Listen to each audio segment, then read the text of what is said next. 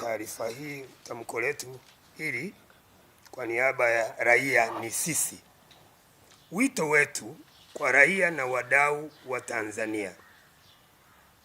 Tunawahimiza raia wa Tanzania kuunga mkono jitihada zinazofanywa na Jumuiya ya Madola kuliepusha taifa letu na mtanziko wa utawala usiozingatia ustaarabu wa kisiasa, haki za binadamu, demokrasia na utawala bora. Wadau wa utawala bora Tanzania kupitia asasi za kiraia, taasisi za kidini, vyombo vya habari na wadau wengine watoe kila aina ya ushirikiano kuhakikisha watawala wanatambua kwa vitendo ukuu wa raia na ukuu wa Katiba ya Jamhuri ya Muungano wa Tanzania. Wito kwa serikali na watawala. Tunahimiza serikali na watawala kutambua ukuu wa raia na Katiba ya Jamhuri ya Muungano ya Tanzania, kisha kutekeleza mapendekezo ya Jumuiya ya Madola kwa kuwa yanaakisi matakwa halisi ya raia wa Tanzania kwa sasa. Kuna haja ya kutambua kuwa Watanzania wanahitaji maendeleo yanayopatikana kutokana na nchi kuongozwa kwa misingi ya utawala bora, sio kuongozwa kwa njia za ujanja wala adaa ya kupitia vishoka au wazengeaji wa kimataifa, international lobbyist. Kuna haja ya kujua kuwa Tanzania ni nchi ya raia wote wanaowajibika kuilinda, na utekelezaji wa mapendekezo ya Jumuiya ya Madola ni njia mojawapo ya kuunga mkono juhudi zinazofanywa na Jumuiya ya Madola kuliepusha taifa hili, kutusaidia sisi wenyewe, raia ni sisi, kujiepusha na taifa letu na mtanziko wa utawala usiozingatia ustaarabu wa kisiasa. Na juhudi hizo ni pamoja na mapendekezo hayo ya jumuiya, hayo matano yaliyotajwa hapo juu, na ambayo inayarudia kwa msisitizo. Ndani ya siku 30 watawala watatue suala la Tundu Lissu kuzuiliwa gerezani kupitia mchakato wa kisiasa na kisheria. Sio jambo ambalo lina tatizo jamani, hilo kuombwa na jirani yako. Ndani ya siku 60 watawala warejeshe kikamilifu upatikanaji wa majukwaa ya kidijitali na kusitisha vitendo vyote vya vitisho, unyanyasaji, ukandamizaji dhidi ya vyombo vya habari na utetezi, ambayo ndio njia pekee yake ya kuturudisha pamoja, kutuunganisha pamoja kama watu ndugu wa familia moja. Ndani ya siku 90 watawala waitishe jukwaa huru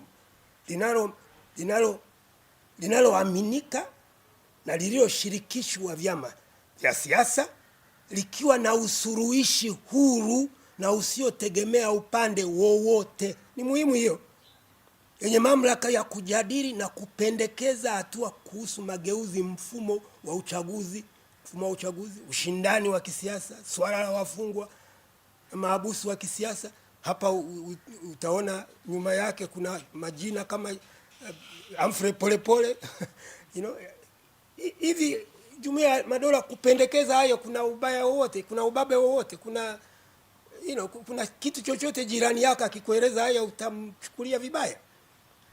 Na bila kuchelewa watawala waanze uchunguzi huru wa jinai zinazopendekezwa, ikiwemo kushughulikia masuala ya fidia kwa waathirika, kuweka vigezo vya stahiki vya vyanzo vya pesa na ratiba ya mahususi ya utekelezaji. Hivi yote haya mapendekezo matano, kuna mahali popote Jumuiya ya Madola ambayo sisi ni wanachama wake imekosea kama jirani mwema? Hayo ndio tunafikiria, ndio wito kwa makundi yote wa raia. Tuendelee kwa njia mbalimbali zilizo karibu na sisi kuwahimiza watawala watekeleze hayo mapendekezo ya Jumuiya ya Madola ambayo hayana ubaya wowote, hayana ubabe wowote, wala hayana ubeberu wowote. Nashukuru sana. Asante.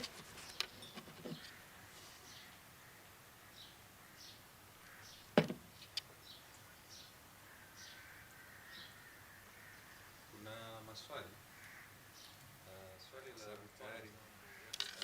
imekuwa ikitajwa toka Oktoba 29, imekuwa ikitajwa kwamba haki za binadamu zimekuwa zikitumika.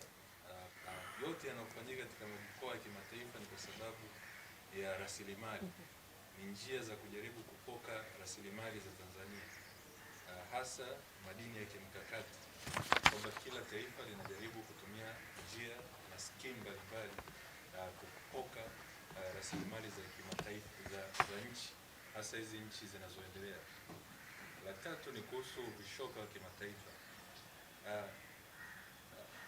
Mtu mwingine anaweza akasema hawa vishoka ni taasisi zinazotoa msaada wa kiutaalamu, hasa kwa sababu kimataifa nchi inabidi jitangaze.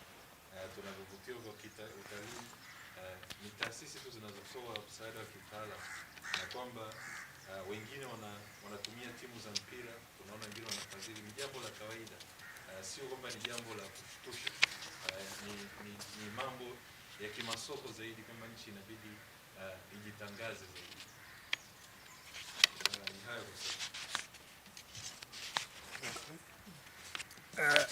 swala la kwanza, haki za binadamu kutumika kuikandamiza Tanzania. Muktadha ndio utatusaidia kukubaliana na hoja hiyo au hapana. Tanzania ilikuwa ni makao makuu ya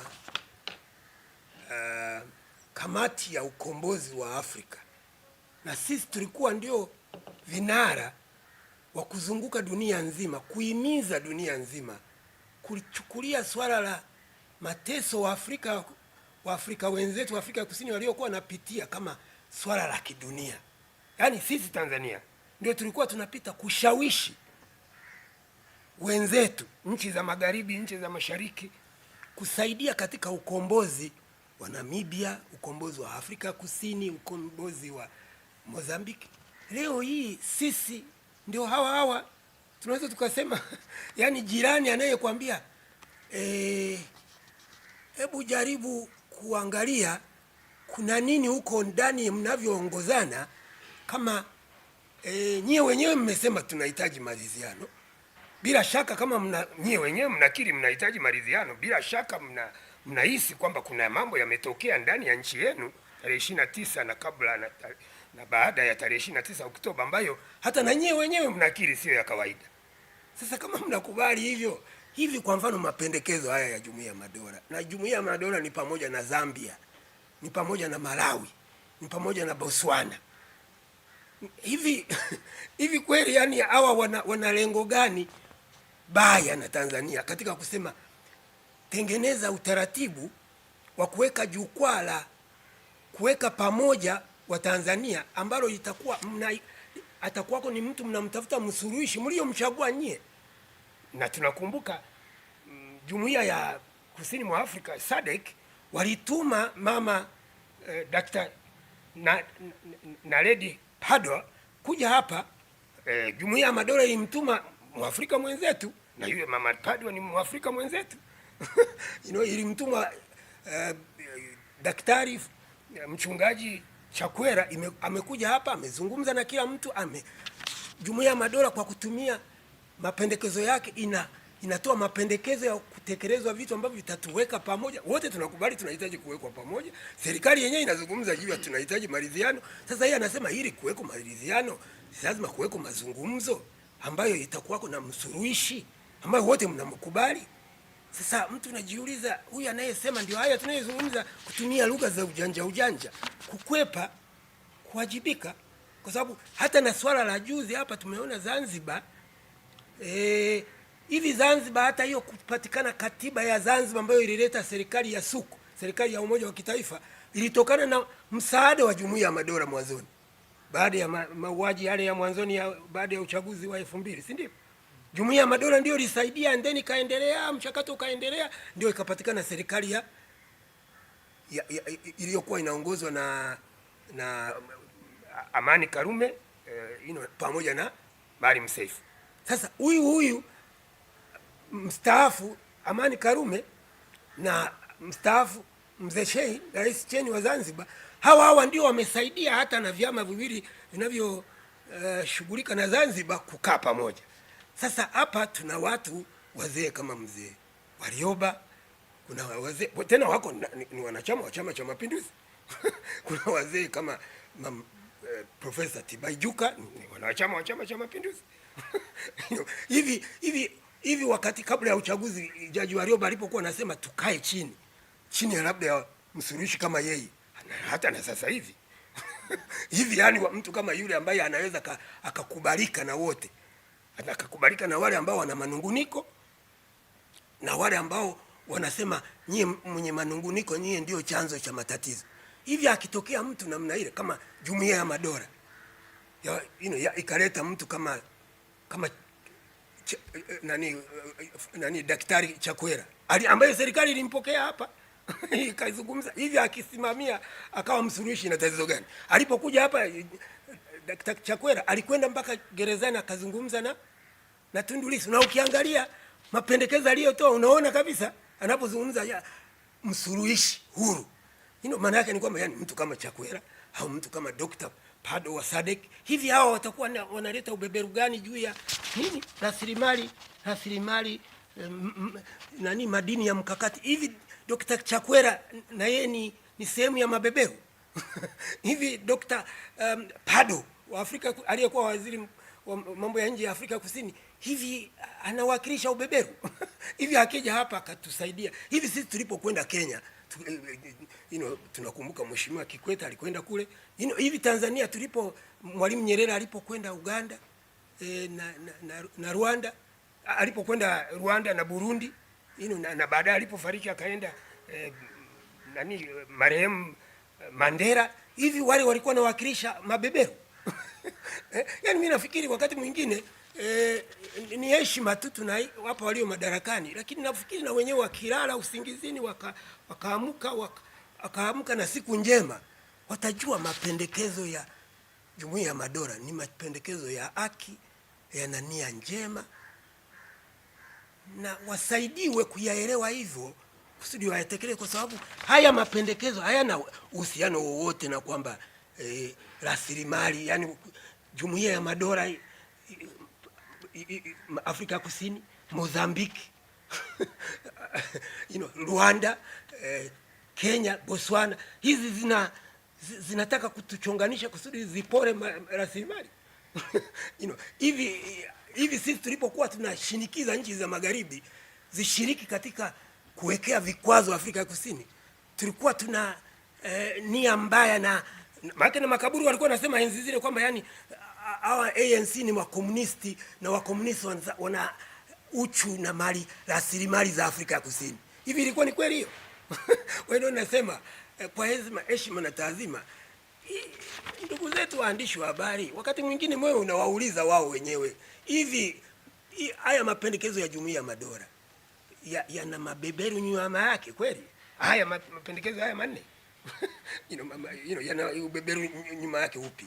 Yani au hivi mtu anayesema ukitaka maridhiano lazima uanze na mazungumzo, na ili kusudi na mazungumzo yaliyo shirikishi lazima uchukue mtu kwanza, wewe kama mamlaka sema kama ulivyomruhusu Chakwera akaja hapa na akawa anaita yoyote hivi si wanaweza kufanya hivyo? Wanaweza kumwambia Chakwera arudi aendelee, alafu na sisi atualike mahali, inaweza kawa hata ndani ya nchi, sio bwana, hafu tuzungumze. Hivi ina tatizo gani hiyo? Ina ubeberu gani hiyo? Hivi ina hila gani nyuma ya kwamba eti yani watu wanatafuta rasilimali madini ya mkakati? Mambo mengine nafikiri yani wakiachana nayo wakasikiliza nyoyo zao na dhamiri zao watakubali kwamba yani haya mapendekezo hayana matatizo na yanatekelezeka. Sijui wenzangu kama wanaweza kaongezea. Asante. Mimi ningeomba ni address kidogo, nichangie kwenye swali la nini yote yanayofanyika ni kwa sababu ya rasilimali. Hivi rasilimali